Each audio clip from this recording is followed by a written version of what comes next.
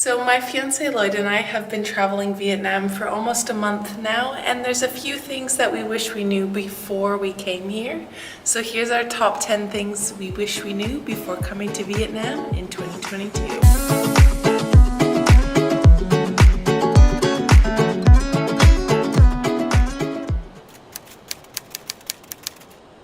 In my opinion, I thought Vietnam would be a little bit more underdeveloped than what it is. I guess it was sort of misrepresented to me, maybe just as a Canadian, but I thought it would be a lot more rural, not as built up as it is.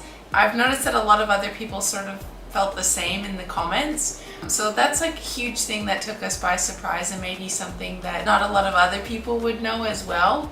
Ho Chi Minh City was crazy. All of the cities that we sort of visited, they're very developed and westernized, and I was really pleasantly surprised, but there also is still that old school traditional aspect to it as well. Hanoi is a lot more traditional feel, I guess, to it, but it still has that modern city feel to it, which I was really surprised by. Every major city really has what you would get in any Western city, which is a bit surprising, yeah.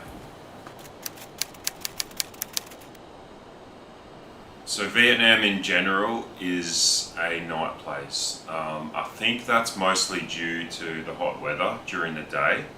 The local people tend to prefer to stay out of the sun, and even the tourists as well, but at night time everything lights up. The city lights up, everybody comes out and hangs out. There's lots to do at night. There's always live music, markets, the traffic gets a lot busier, the streets are hectic. It feels like everybody's sort of tucked away in their hotel room or at home during the day, and at night everything just comes alive. Normally we're morning people, and so usually we plan our activities during the day and usually are home by at the latest 10 o'clock. But during our time in Vietnam, we've sort of had to swap that so we could have the actual experience of being around all the other people. So it's something to keep in mind if you aren't a night person. Might not be your favorite place. That being said, if you don't mind the heat, you still can go out and do things as well. So getting around in Vietnam is super easy, and the main reason is there's a lot of sleeper buses and sleeper trains. You can also catch these buses and trains during the day, but you tend to save a bit of money when you're catching them overnight because you're not paying for your accommodation, and they're absolutely everywhere. They're very cheap. There's different standards of sleeper buses where you can get like a more local price, and then you can step up to a VIP price where it's a little bit more luxurious, and then even go higher than that, which is a VIP private cabin, which we've done all three of those. I probably would recommend spending the extra money for the extra comfort. It's like only about $30 to go from Ho Chi Minh City to Da Nang, which is like, I think, an 8-hour drive. And there's also overnight sleeper trains, which we haven't done yet. We're doing that tonight.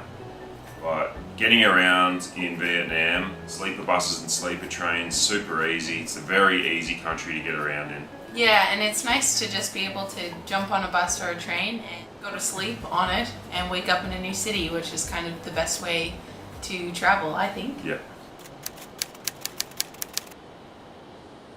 So there's a huge coffee community, and coffee is huge here in Vietnam. So like we said, during the day there's not a whole lot going on and people like to hide away from the sun, but there are a lot of cafes here in Vietnam, and that's usually what people do. If they're up during the day, they're in a cafe drinking coffee.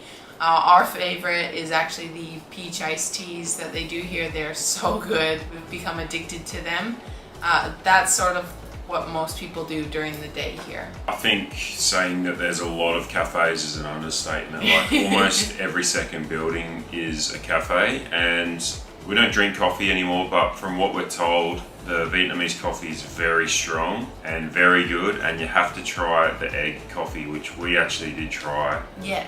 A little bit sweet for us, but I've heard some people get pretty addicted to it. So this actually took me completely by surprise when we landed at the airport and were picked up by our Grab driver. He was driving on the other side of the road. So they drive on the right hand side of the road here, which was a complete shock to me. I had no idea.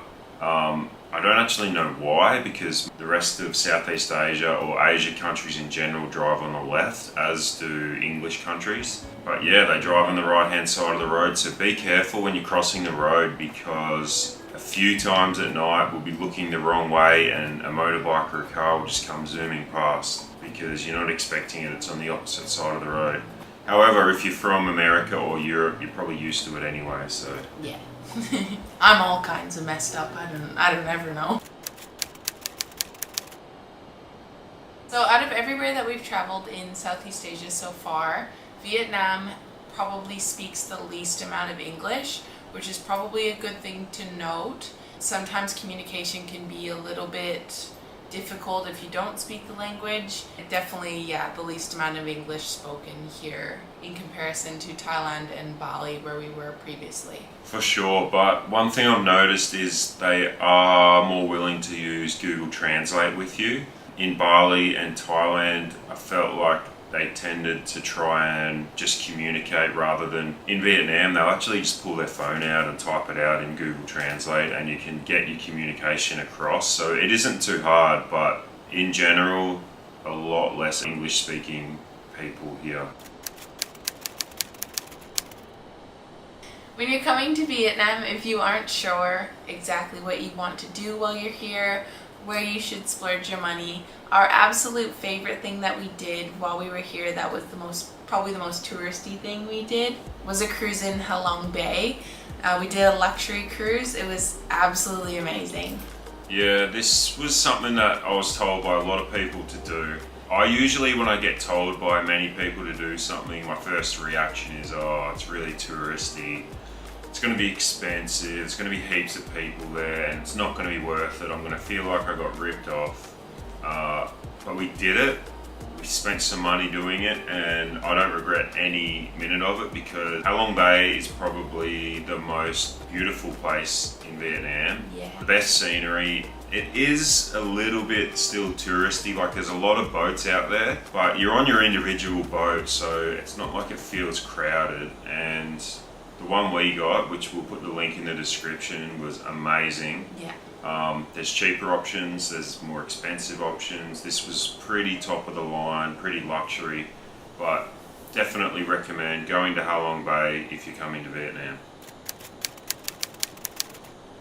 So one of the first things that we noticed when we arrived in Vietnam was the French influence, which was pretty surprising, but it was very predominant in Saigon. That was like the first thing that we noticed. As usual, I didn't do much research before coming here. I had no idea that the French actually controlled Vietnam for so long. So what you see here is a lot of bakeries, a lot of cafes, as we mentioned earlier, and just a lot of French style buildings and hotels, which it's actually really cool because it feels like a European city, especially Saigon, has been dropped into Southeast Asia, and it was just completely unexpected. But had I have known that before coming here, I probably would have been even more excited to come here because it's such a culture change than everywhere else we've been in Southeast Asia so far. So this is sort of a funny thing that we learned. We did one of the best food tours while we were in Saigon. We will link it above if you're interested in watching. It was through XO Tours, and our tour guide actually taught us, while we were eating the food, I was often saying yum, but she said not to say yum, but to say yummy, because yum in Vietnamese means horny. Mandy kept saying it, and she kept laughing and saying, no, don't say Don't it. say it. So if you are indulging in food, say yummy, don't say yum, Yeah. and you won't make a fool of yourself like I did many times. If your waiter comes over and says, how is your food, and you say yum, you're probably going to get a funny look. Yeah. And finally, we've come to number one, which is Lloyd's favorite, and probably my favorite as well. So, beer in Vietnam, not only is it pronounced beer, which is good for me because I'm Australian and that's how I say it, so when I order it's super easy. It's so cheap. even if you're eating out at a nice restaurant, the most you're going to pay, I reckon, is $1.50, $2 Australian. If you go to a store and buy it, you're looking at like 80 cents. It's honestly as cheap as soft drinks or water. It's way cheaper than coffee. And there is a really big beer drinking culture. We're actually here in Hanoi, and there's a place here called Beer Corner, where it's basically just chairs set up across this intersection and everyone's drinking beer. There's about 4 or 5 different local beers to try. They're all good, but it's super cheap. I would say this is a good thing and a bad thing, because there hasn't been many days we've been here without having a beer. Yeah, like we love sitting at the local pho stations just on the side of the road on the little plastic chairs.